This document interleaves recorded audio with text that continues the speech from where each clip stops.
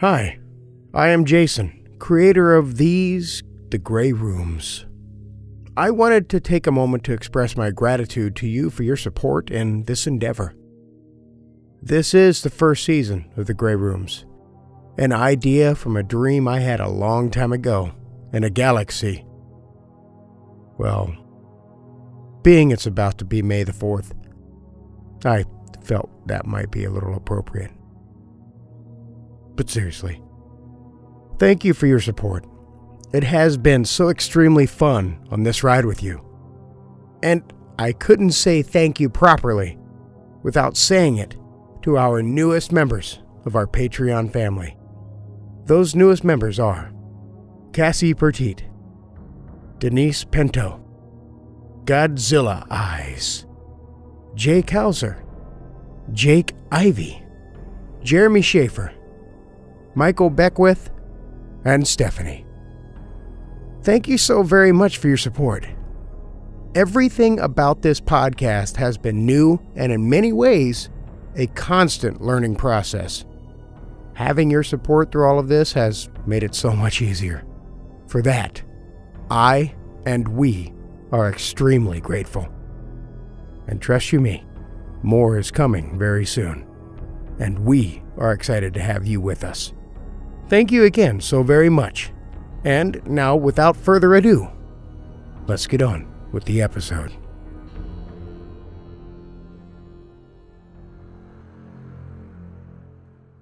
Our stories may contain graphic or sensitive content that may be disturbing to some listeners.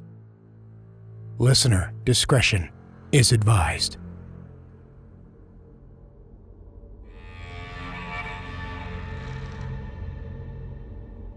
You wake on a hard, cold floor, so cold it burns your skin. The air smells of sulfur and ash. Your head throbs. Your mouth is dry. You have no idea how you got here. Panic sets in. Fear becomes terror. What have you done? What brought you to this place? It doesn't matter, because now you belong to the Grey Rooms.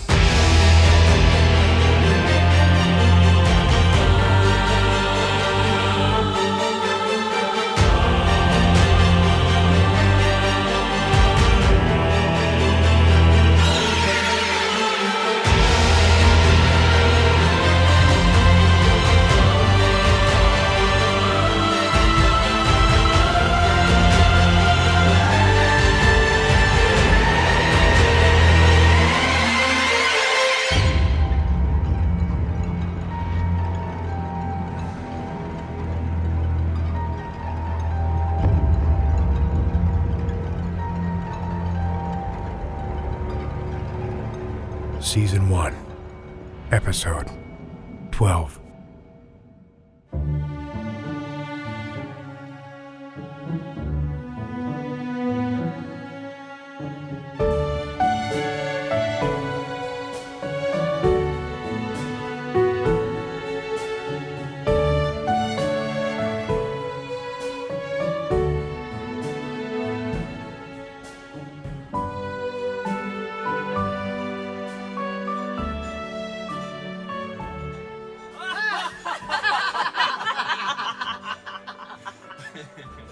Raymond and I first met at the library in college. I think I had been trying to get his attention, but he was just so into whatever it was that he was reading.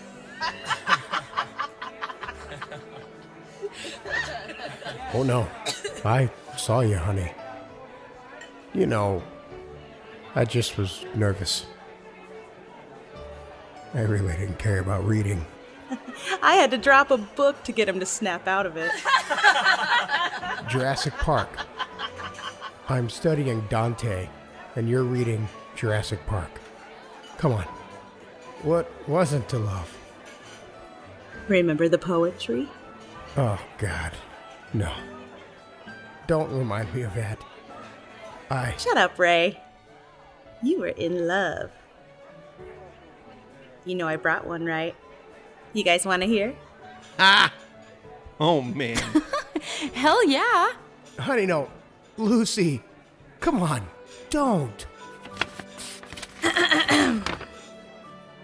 Deep in the jungle, while running from a velociraptor, I suddenly realize it's your phone number I'm after. Please do not be like an angry Tyrannosaurus. I'd love to take you on an adventure and see what destiny has for us. Aw, you guys are too cute. Mike, you never wrote me poetry. Yeah, and you don't like dinosaurs. Well, thankfully, Lucy did. Otherwise, that would be very embarrassing. Aw, I love you, Ray. Happy anniversary, baby. Happy anniversary, Lucy.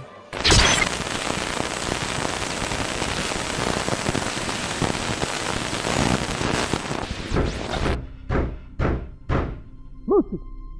Lucy, open the door! 911 operator, what is your emergency? I need help!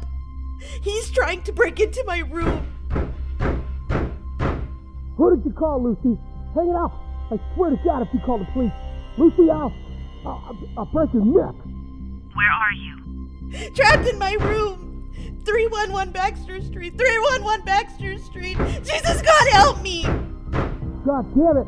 One last chance! Lucy, hang up the phone! Please, Raymond, stop it! You can't leave me. I won't let you. Don't hang up. Help is on the way.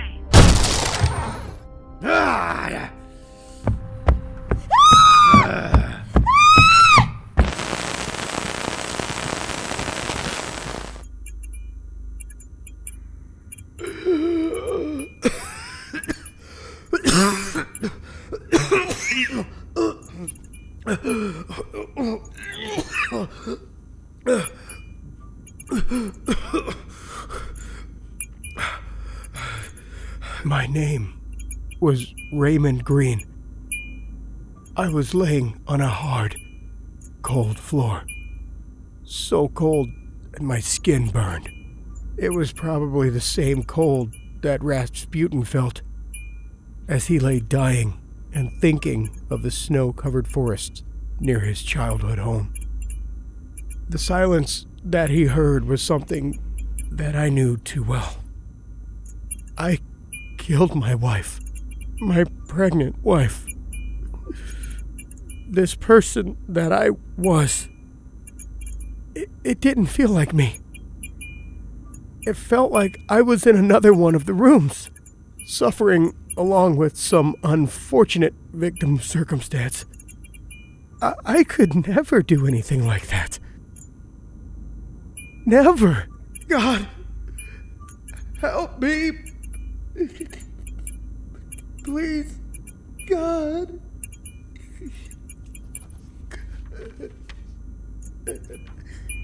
Would you like some wine, Raymond?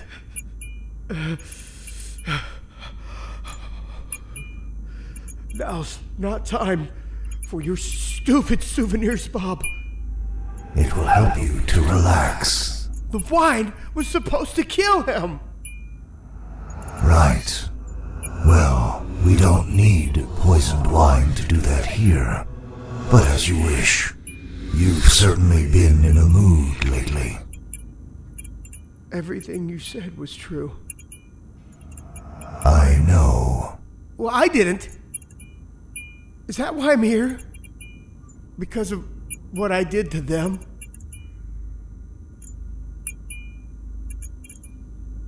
Thanks, Bob. Can't even just give me a yes or no. Can't you see you've won? It's over. I'm a sack of shit. Hooray! No, that's not why. I stared at the ceiling. Only a megalomaniac talks from the ceiling, I thought. But it just seemed like the place a disembodied voice would come from. There weren't any speakers in the room.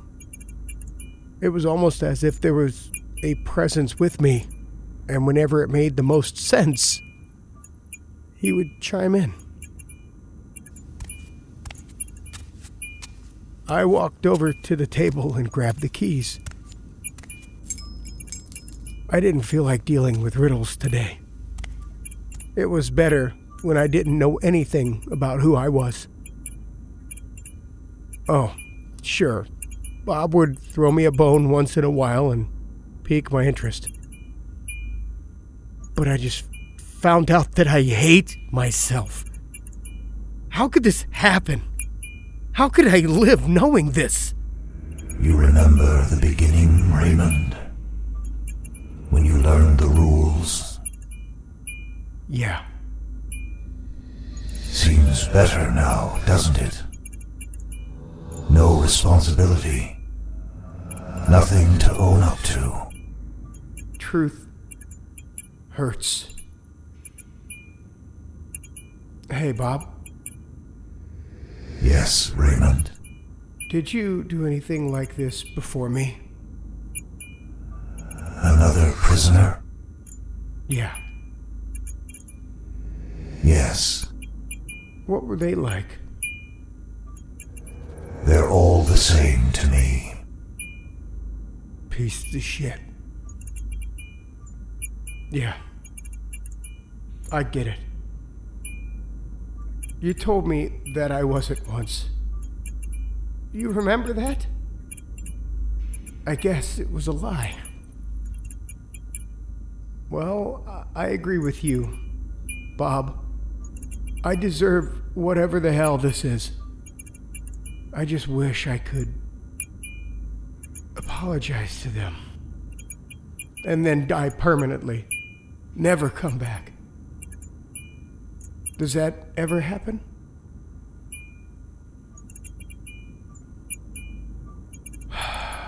All right, well, whatever. I'll just take this door and be on my way.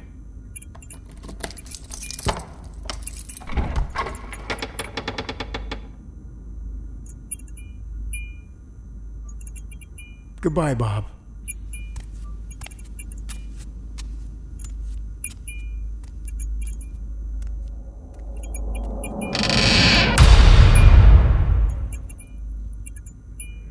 Raymond. Goodbye.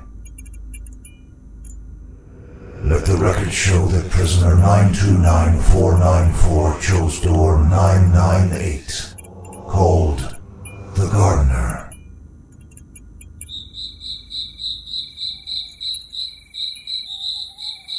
When you live in the desolate countryside, you tend to come across a lot of strange and unexplainable things.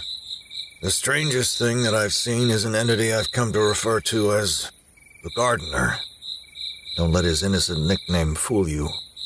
He is, by far, the most terrifying individual to inhabit the valley I call home. I think it's partially because of his brazen behavior. While some creatures lurk in the woods, beyond the fields, and scamper away at the first sign of human life, Gardener roams in full view, carrying his rusty tin watering can everywhere he goes. He's so brazen, in fact, that I originally thought he was a senile neighbor. That is, until the night I saw him up close. That's when I realized he wasn't human. He was something more. Or perhaps something less. This year, our region was experiencing a prolonged period of drought, the third in recent memory. My land, once full of rich soil, was crumbling at my feet, dry and cracked like the surface of a shortbread cookie. You'd think nothing could survive the desert-like conditions, yet weeds spread like wildfire over what had once been a luscious field of strawberries. They formed a mismatched blanket of gnarled vegetation that extended from my house to the neighbor's farm several miles away. He'd given up the upkeep months ago and allowed the land to be swallowed away, while I stubbornly spent my days pulling out the weeds and mowing my field to no avail. Every morning, I'd wake up to an ocean of undesirable plant life replacing what I'd gotten rid of the day before. A few nights ago, I spotted someone in my field. My eyes attempted to pierce through the darkness so I could make out the form more clearly, but all I could see was the outline of the man slowly making his way up and down my rows of barren land. From his short gait and hunched stance, he gave the impression of being an elderly man. My first thought was that he was a disoriented neighbor in need of help, so I hurried out with a flashlight to offer my assistance. However, by the time I made it out the door, he was gone. Try as I might, I couldn't find a single trace of him. He left no footprints to prove his existence, nor did he produce any sound nearby that could point me in the right direction. I wondered then, as I stood alone with nothing but the howling wind to keep me company, if he'd just been a figment of my imagination. Isolation could play tricks on the mind. It was probably just an animal, I theorized. As I headed back home, I felt my feet sinking in the ground. I knelt down and touched the soil with the back of my hand. It was moist, as though freshly watered. It hadn't been my imagination. It was my first encounter with the gardener. The next morning, I awoke to find half of my field coated in thick and twisted vines. They stretched from the woods all the way to where I'd last seen the gardener the night before. Coincidence, I thought. The weeds stopped abruptly. The transition between them and empty land was so unnaturally well-defined that it resembled the sharp wall of a corn maze. I was in for another day of hard labor, else I risked my home being overrun by the tangled mess. I decided to go into town to buy herbicide and fuel for my lawnmower. It had been a while since my last visit, and I needed the human interaction.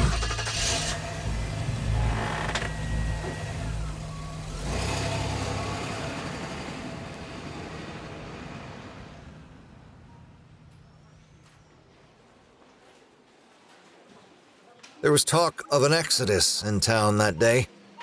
The region couldn't survive another poor harvest, and apparently, many families had abandoned their homes overnight. Those houses were soon swallowed by the same weeds I'd been battling all summer. As I did the rounds and made my purchases, I couldn't help but wonder if it was time for me to move on as well. I liked my home. I loved living in the countryside, but the valley was dying. Maybe my troubles were a sign that it was time to leave. Once I'd finished my errands, I drove back home, where I spent the rest of the day spraying, mowing, and pulling the weeds from my field. The gardener appeared again that night, as I sat on the porch rewarding myself with a beer. He didn't even seem to mind my presence as he walked about slowly, stopping every few meters to dip a watering can.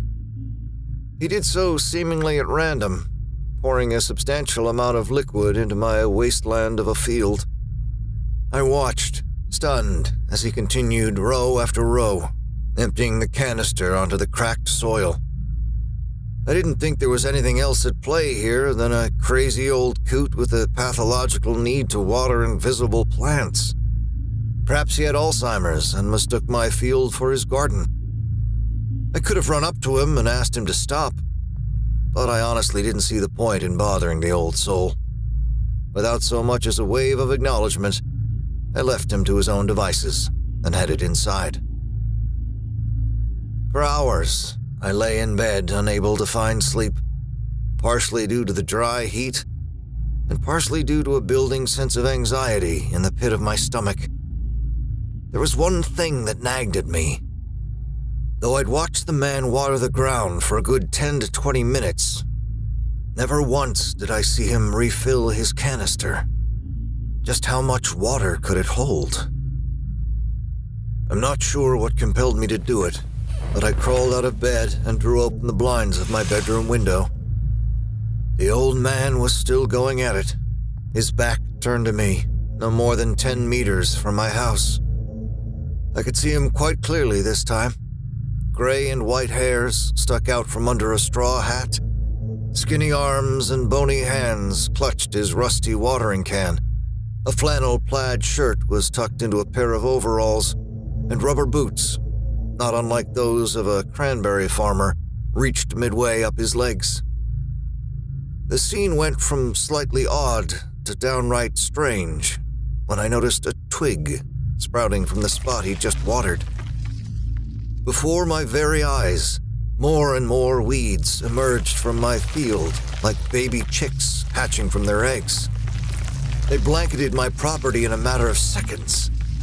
In utter disbelief, I closed the curtains and backed away. Impossible, I thought. It had to be a trick.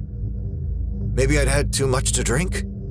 Perhaps the second beer, combined with the exhaustion and dehydration from a hard day's work, had conspired against me to create this unearthly illusion. Even though I'd seen the results of the weed's unnatural growth throughout the week, it was hard to resign myself to the truth. My mind plagued with denial, I crept back into my bed. The only way I'd get any sleep was by casting aside my thoughts of the strange old man and his plants that grew as quickly as magic beanstalks.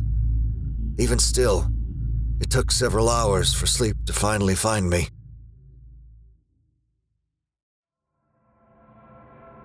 Not even the welcoming rays of sun could wake me the next morning.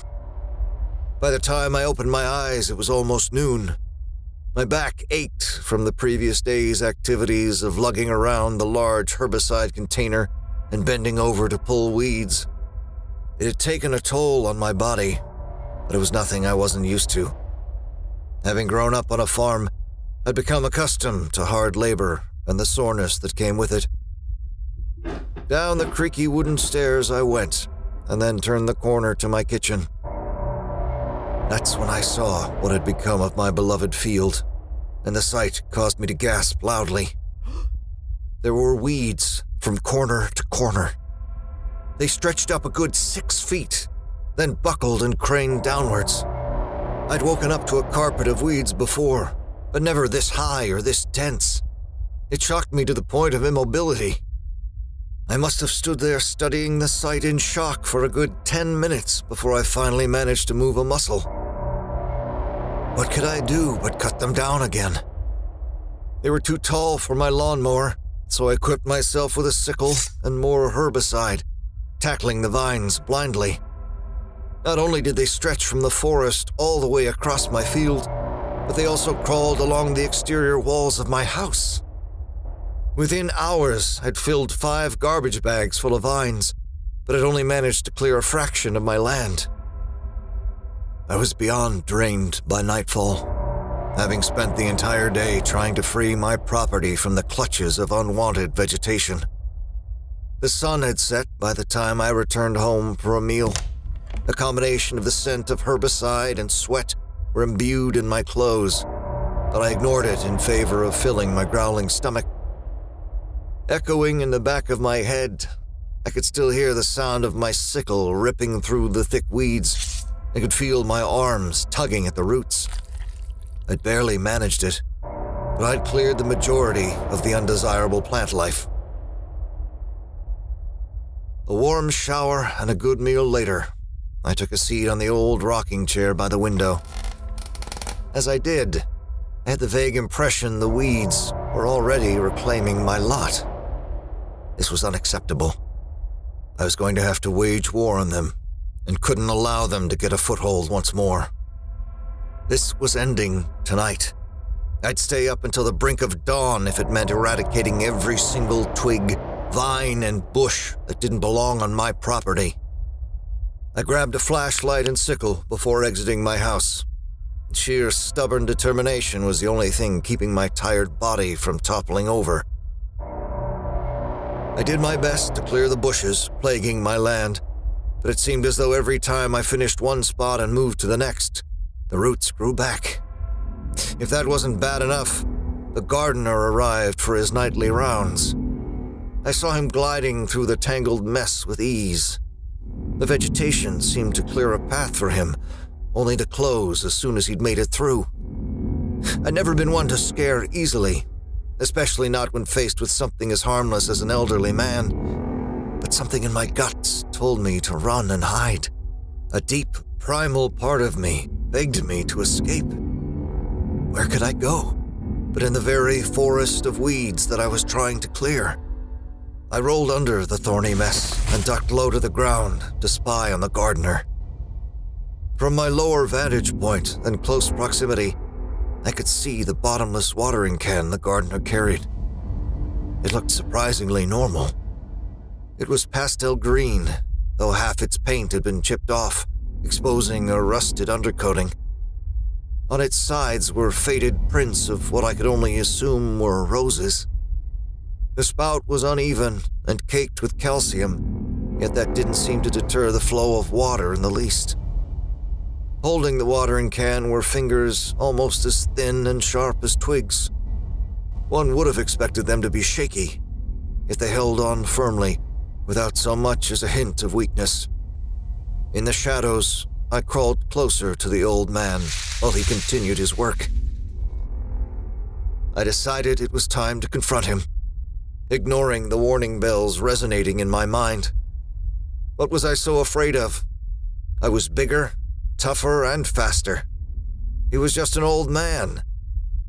Taking my courage in hand, I revealed myself and stood directly in front of the stranger.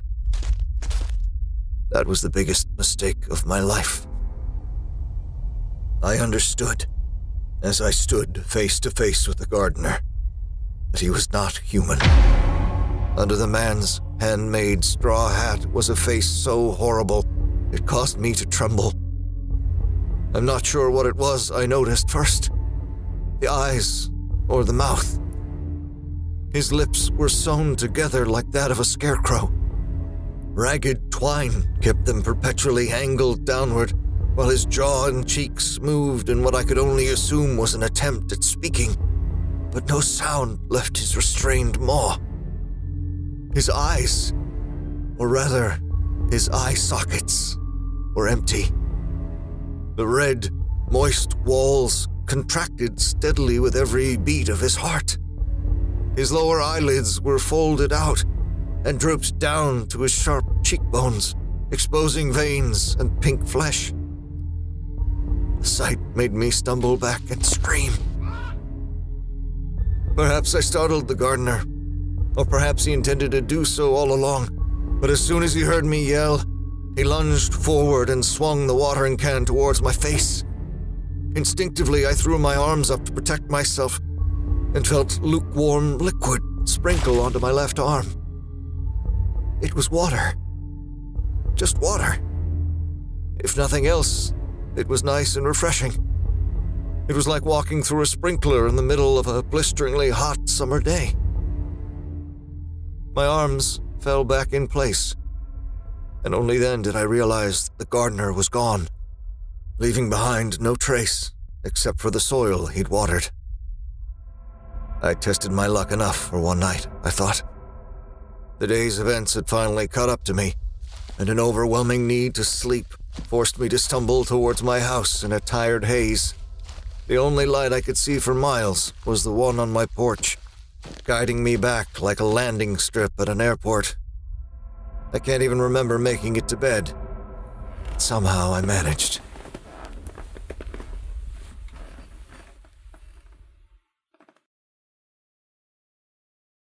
Pain. Searing, burning pain in my arm pulled me from my slumber. I woke up in absolute agony. It was nothing like the muscle soreness I was used to. The sensation was as though someone had run a rake over my bones and shot pine needles through each of my pores. I threw my blanket off and looked at my now trembling left arm. The skin on it was drier than a desert, resembling the cracked and arid land outside. There was a strange green welt on my forearm, like a tiny volcano begging to erupt. The veins on my arm had turned forest green. What exactly had I been exposed to? Was it an allergic reaction to the weeds I'd been rolling around in? Or was the gardener somehow to blame? Instinct took over, and I stumbled to the washroom, throwing open every drawer and cupboard until I found a pair of tweezers. I wanted relief from the pressure building inside the welt. I was barely able to keep hold of the tweezers due to the pain, but I forced my fingers to hang on long enough to reach the pustule. I squeezed. It gushed open. Instant relief. I sat on the edge of my bathtub, eyes closed as green liquid oozed out of the bizarre welt. For a few blissful moments, the pain in my arm stopped. But then, I felt something deep under the skin. I opened my eyes just in time to see a tiny weed sprout out from the now open sore. It unfurled and grew about an inch in height. The plant's roots did what came natural to them. They headed towards the nearest source of hydration.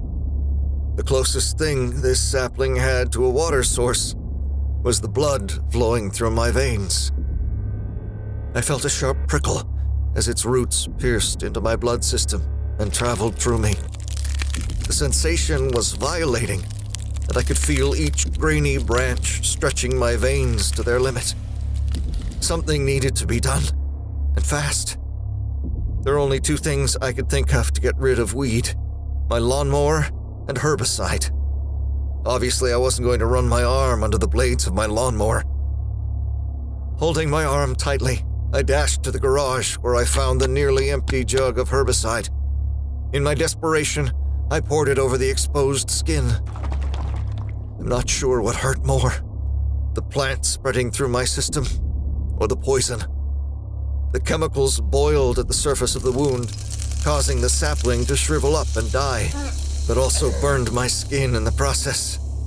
My pain receptors were overloading from the relentless agony I was putting myself through. I groaned guttural, animalistic noises, barely able to breathe.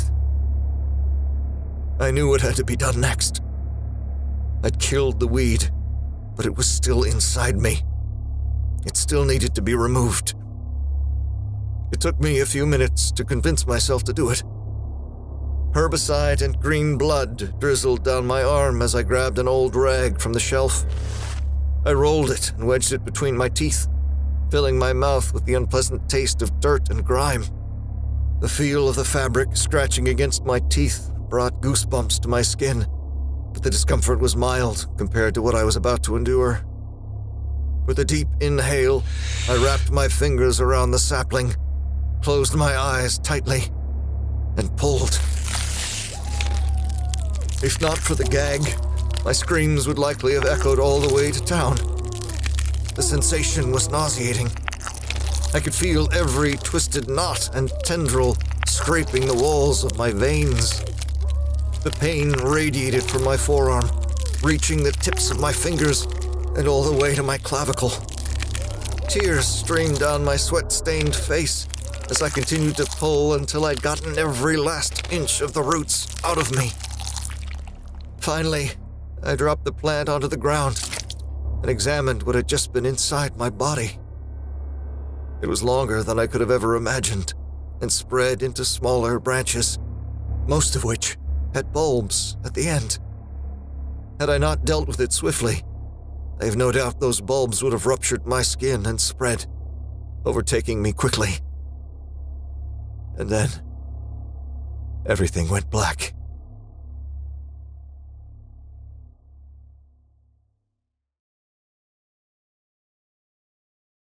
When I came to, I found myself curled up in a ball on the cold cement floor. My left arm could barely move. I pushed myself to my feet, dizzily heading to the bathroom so I could wash the mess.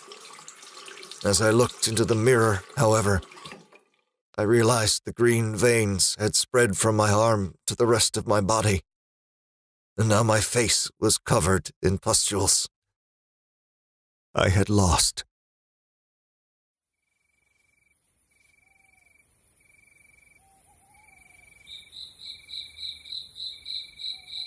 It's night now, and the gardener is out there again. He's wandering my field, watering the cracked and dried up soil. I expect my house to become buried under a sea of weeds by morning, and there's nothing I can do about it. The pustules are growing larger by the hour, the saplings inside getting ready to burst out. My only hope now is to drink what's left of the herbicide. I wonder what will die first, me or the weeds.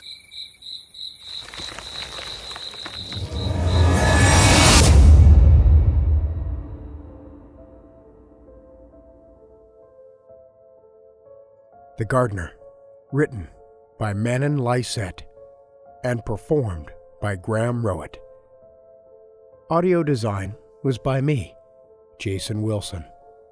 The opening Raymond and Lucy episode, as well as the Raymond and Bob episode, were written by Brian Black and performed by Jason Wilson as Raymond, Christina Wilson as Lucy, Holly Lindin as Erin, Michael Riggs as Mike, Sarah Ruth Thomas as the 911 operator, and Rowat as Bob.